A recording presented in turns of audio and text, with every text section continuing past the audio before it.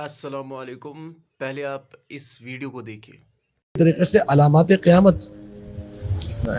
قیامت میں جناب مہدی کا آنا، دجال کا آنا، بلکہ کئی علامات قیامت تو ایسی ہیں کہ جن کو خود غامدی صاحب بھی مانتے ہیں. جی ہاں، بڑی حیرت کی یہ بات حیرت کی بات ہے کہ وہ کہ آپ مان بھی رہے ہیں اور نہیں بھی مان رہے. یا تو اگر آپ کہیں کہ علامات قیامت کو اگر آپ مانتے ہیں اور آپ لوگوں کو وضاحت کر رہے ہیں تو کس بنیاد پر کر رہے ہیں؟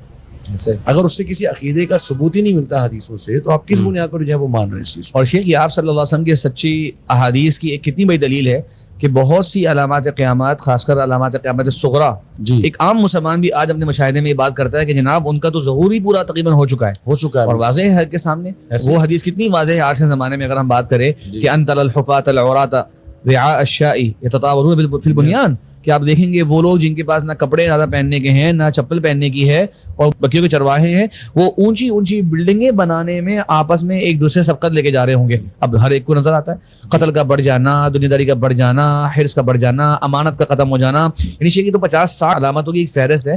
ایک مسلمان ان احادیث کو آگے رکھ لے اور اپنے مشاہدہ کر لے، پھر بتائے کہ یہ احادیث سچی احادیث ہیں، آپ صلی اللہ علیہ وسلم نے بطور نبی، بطور وحی باتیں بیان کی تھی، یا یہ ویسے ہی کی ایکسٹرا کی باتیں تھیں، مانو تو مانو، نہ تو نہ مانو. کون کیسے؟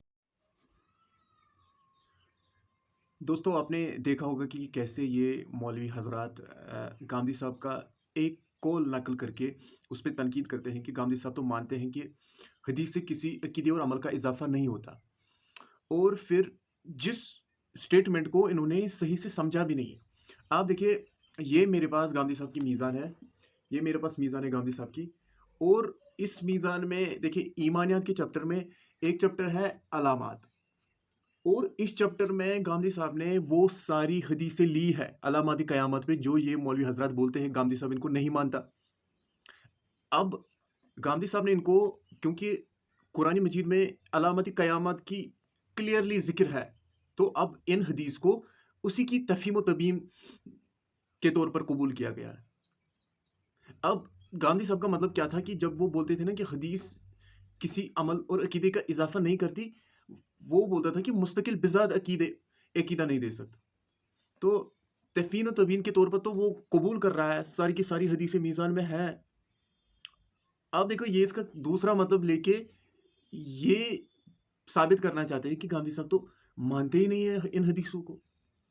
اب یہ خود سمجھتے تو نہیں ہیں لیکن دوسروں کو بھی کنفیوز کراتے ہیں.